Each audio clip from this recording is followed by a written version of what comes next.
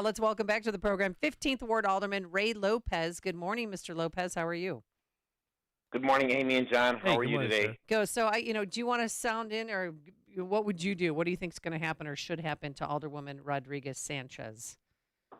Well, first off, the person in charge of health and human relations is the one spouting off racist tropes at the Italian community. So I think since the mayor picked her, the mayor himself shouldn't get a free pass either.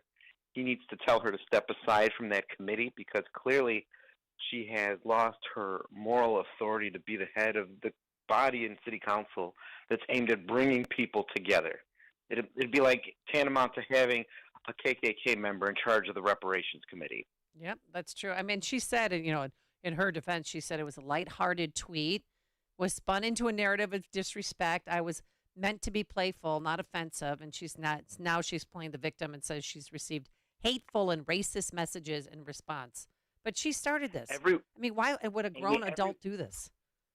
Amy, two things. One, I don't know. I'm not sure how much of a grown adult she is, having worked with her, and I've seen how she walks in and acts and disrespects the body. But two, everyone who's been caught trying to dehumanize another one always returns to the common argument, oh, I was just kidding. It's a joke. Take it easy. And I'm sure, when people are using sexist stereotypes, oh, just take it easy. No, you shouldn't have to take it easy. This is from the same people who tell everyone else that they can't take it easy. So if you're going to live by the sword, you're going to die by the sword. And she's the one who supported Mayor Lightfoot in taking down the Columbus statue, and she does not recognize Columbus Day. It's an Indigenous Peoples Day, so we know where her loyalties lie. But how long has she been on the city council? She's fairly new, isn't she? She's just beginning her second term, so she's been there for a little over 4 years now. Okay. And where is the Columbus statue? Or there's two of them. Are they still in some hidden secret location? They are in the Indiana Jones Temple of Doom Arc. Bear Drive. Well, are they ever going to come back up? I mean, they were told. You're cracking John Anthony up, by the way. That was perfect. It is. Weren't they supposed to be re-erected at some point in time? I think that was the discussion that Lightfoot was trying to have, and, she had many disagreements with the Joint Civic Committee and others on what to do with it. It became a battle of penis sizes, as you will recall, with the previous mayor. But, either you start taking them all down or just put them all up and let people learn the true history. But you can't start editing history because you don't like it or you're offended or it insults your narrative of the day. Right on. All right, so now there's another pressing issue with all the migrants that have come up from Mexico, from Texas. They're being bused here from Texas and Arizona. Now they're starting to affect our volleyball team because our kids play at the Armory on every Friday night, and my other friend has a gay volleyball league that they play on Sundays, and they want to bring migrants to the Broadway Armory. Is there any way to stop this, or is this a done deal?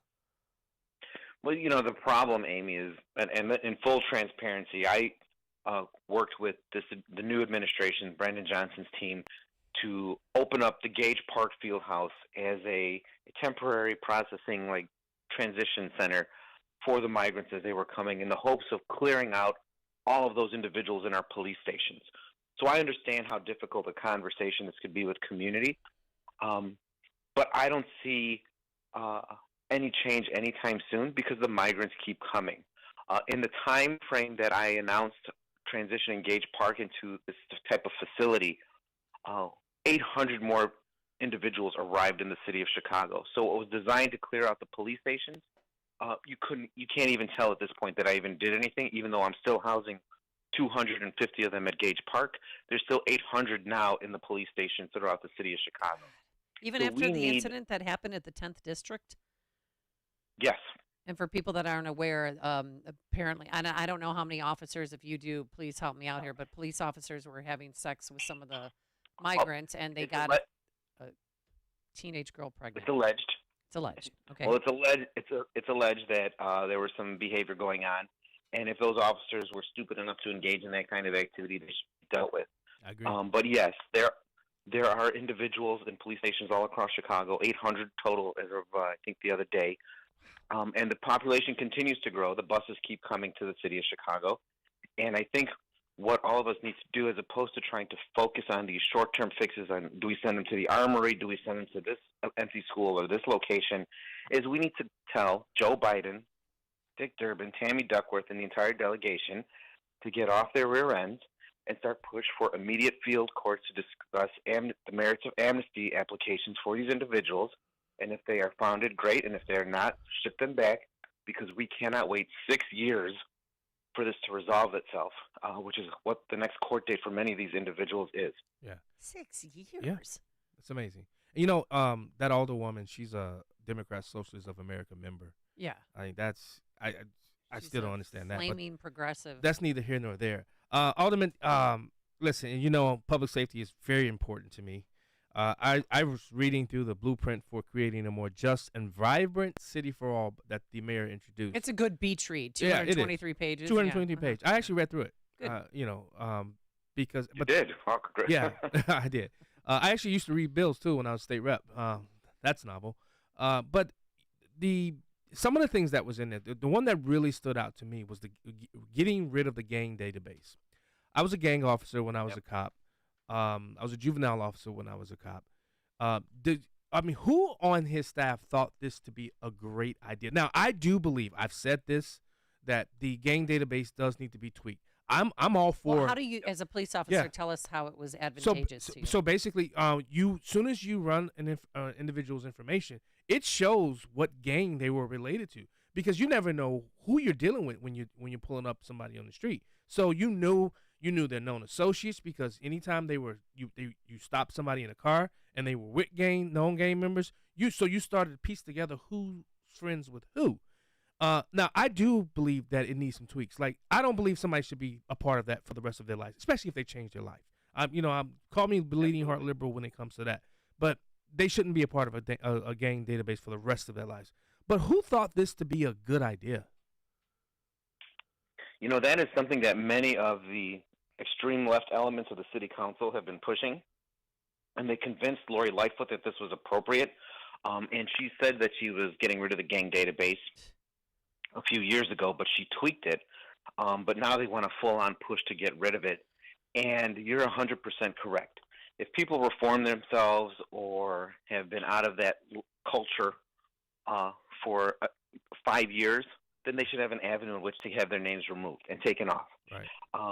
But if you're going to dismantle the tool that identifies most of those neighborhood terrorists running around the community, you are putting everyone's lives in jeopardy. Yes. And I don't know where this is being pushed from, but I do know that there's value to a list that is compact, that is editable, and that is based on true facts of what our officers are being able to report. But all of that is going to be in jeopardy either way with the new consent decree that mandates that you can't go up to people, you can't chase people, you can't arrest people, you can't do all the can't do's. Basically are going to make that list even more in question now, and you're going to have officers and community going blindly into situations where the former known elements get to have cover and camouflage and put the law-abiding citizens of Chicago at risk. And take that from someone who lives in the middle of one of the gang hotspots in Chicago. I know the value of this list, and this is something that, as I like to say, the black and brown face to the white lie keeps trying to perpetuate in the city of Chicago, that somehow this list does more harm than good. Right. When in reality, for those of us who live in communities like Back of the Yards, for example, which has historic gang conflicts, you need to be able to identify who your targets, who your enemies are in the neighborhood. And Alderman, I think they fail to realize, even when you respond to a home, like when I used to respond to homes, I would talk to my dispatcher and say, what are the priors on this residence? Well, guess what showed up? The gang contact hit. If there's a gang, if a police officer had a contact with that person at a particular home, a police officer should know what they're entering. So does that mean they're going to get rid of the violent offender against youth? I mean, this is just the beginning, in my opinion. You're going to get rid of the violent offenders against youth database? What about registered sex offenders? Yeah, I mean, where does it end? Well, and I think to your point, That's exactly correct. And Amy's question, what about sex offenders? At which point do you stop? Do you draw the line of coddling the criminal behavior? Fine, you want to use the gangs as the here and now, but what about sex offenders? To your point, at what point do you give them their affirmation, the way you're giving gang members affirmation, or the way you give domestic abusers their affirmations moving forward? There has to be an effect for negative behavior, and they are hell-bent on ensuring that this is an anything-goes society that they're trying to push forward. So this 223-page report, I mean, there's no decisive action to reduce crime. No. There's nothing in here that says we're going to hire more police officers. We're going to hire, when he was campaigning, he said, I'm not into defunding police, and I'm going to move 200 police officers into the detective division. But I don't even know if we need that right now. We need police officers. You need bodies on the street to address, because right now, trying to actually investigate and do the detective work is already at a loss, because we're not actually arresting the individuals or even responding to the calls to get the ball rolling. Yeah. I mean, and his term was, I want to reimagine policing, whatever that means. I have no idea what that means. But let's turn to the superintendent picks. We got Chief Larry Snelling, who I sort of like him. Chief, is it Angel Novales, and Chief Sean Barnes. If Barnes is the current police chief of Madison, Wisconsin. Because Madison and Chicago are very similar. Yeah, big time. Yeah, big city, little city. Around there with AK-47s or something else in Madison. Yeah. But I would hope that they would pick somebody within the house, somebody who knows where the bodies are, somebody who knows where the issues are, where the problems are. We tried that. Chicago's tried that, bringing in somebody from the outside, fresh set of eyes. We had Charlie Beck during COVID. Right. And then we've had more police superintendents than I've had boyfriends. Yes. Oh, I mean, I started with Phil Klein, Terry Hillard. Yeah. I can go on and on the list. So what is the mayor looking for as it pertains to hiring a new superintendent? Well, that's going to be the question, really. I know that he hasn't spoken with many of us on this matter. I know he says that he understands that certain things are inherent when it comes to dealing with crime and violence, that you have to arrest criminals when you catch them. But I also know that there's a very different spin in the hallways when it comes to dealing with violence. And many people who continue to advocate for the defunding or even the abolishing of the police department. I know there are 66 members of the police districts, of which I think 40 of them are defunders and or abolitionists. But I think what is most interesting is that you have a candidate who somehow talked his way in. I guess I'm going to tip my hand on who I don't like. He may be a great guy, the gentleman from Madison, Wisconsin. Yeah. But I saw in the news yesterday that Madison, Wisconsin had an entire whopping 6 homicides last year. That's an afternoon in Chicago. That's 3 hours. That was last night. Right. That was last night. So what worries me is that in trying to bring in fresh air, I guess what they're hoping to do is that they're going to open us up, if they pick someone like that, who will have like the David Brown effect.